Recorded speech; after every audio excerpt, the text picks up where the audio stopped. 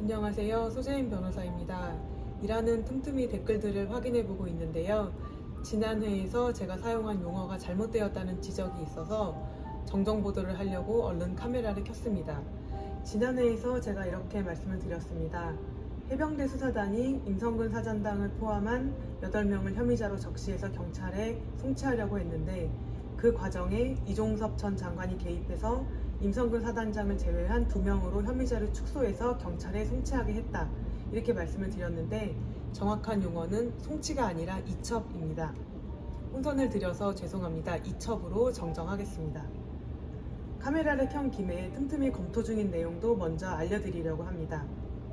직권남용 수사 관련 두 번째 쟁점은 박정훈 대령에게 수사권이 있는가입니다. 만약 수사권이 없다면 방해받은 권리도 없으니까 이 전 장관에게 직권남용죄가 성립하지 않는다는 논리인데요. 박정훈 대령에게 수사권이 있는지, 수사권이 없다면 직권남용죄가 성립하지 않는지 이 두 단계로 나눠봐야 할 것 같습니다.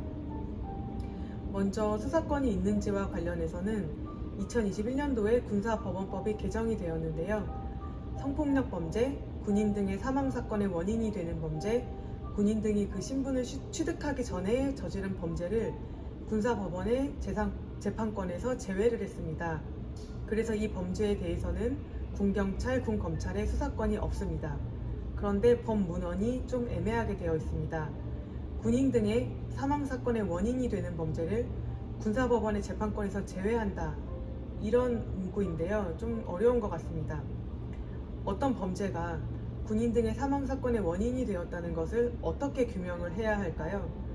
인과관계 규명은 단순하고 명쾌할 때도 있지만 애매할 때는 지독하게 어려운 것이 또 인과관계 규명입니다. 어떤 범죄가 군인 등의 사망에 인과관계가 있느냐 없느냐, 이것을 어떻게 가려야 하느냐, 그것이 수사이냐 조사이냐, 이것을 가릴 때까지 하는 것은 수사이냐 수사가 아니냐, 굉장히 좀 어려운 문제인 것 같습니다. 법원이 재판권을 가지는 군인 등의 범죄에 대한 수사 절차 등에 관한 규정이라는 규정이 있습니다. 이름이 매우 긴데요. 제7조를 보면 군검사 또는 군사법경찰관은 법원이 재판권을 가지는 범죄에 대해 고소고발, 진정신고 등을 접수하거나 해당 범죄가 발생했다고 의심할 만한 정황을 발견하는 등 범죄를 인지한 경우에는 지체 없이 대검찰청, 고위공직자범죄수사처 또는 경찰청에 사건을 이첩해야 합니다. 그리고 군사법원법 제228조를 보면 군검사와 군사법경찰관은 범죄 혐의가 있다고 생각될 때에는 범인, 범죄 사실 및 증거를 수사해야 하고 범죄를 수사하는 과정에서 재판권이 군사법원에 있지 아니한 범죄를 인지한 경우에는 그 사건을 대검찰청, 고위공직자범죄수사처, 경찰청에 이첩해야 합니다.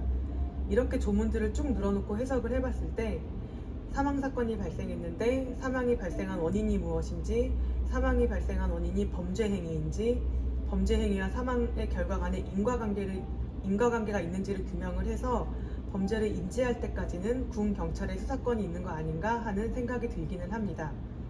그렇게 해서 그 범죄가 사망의 원인이 된 범죄라고 인지하면 그 범죄에 대한 사건을 경찰에 이첩을 하라는 것이니까요. 저는 아직은 잘 모르겠습니다. 박정훈 대령에게 수사권이 있었는지 없었는지요. 그런데 적어도 수사권이 없었다라고는 쉽게 단정하기 어려운 것 같습니다. 다음 회에서 좀 더 검토해서 얘기를 할 건데요. 혹시 궁금하신 분은 군사법원법 2조 2항, 228조, 법원이 재판권을 가지는 군인 등의 범죄에 대한 수사 절차 등에 관한 규정 제7조를 한번 쭉 나열해 보시고 곰곰이 생각해 보시면 나름의 결론을 얻으실 수 있을 것 같습니다. 그럼 다음 회에서 뵙겠습니다.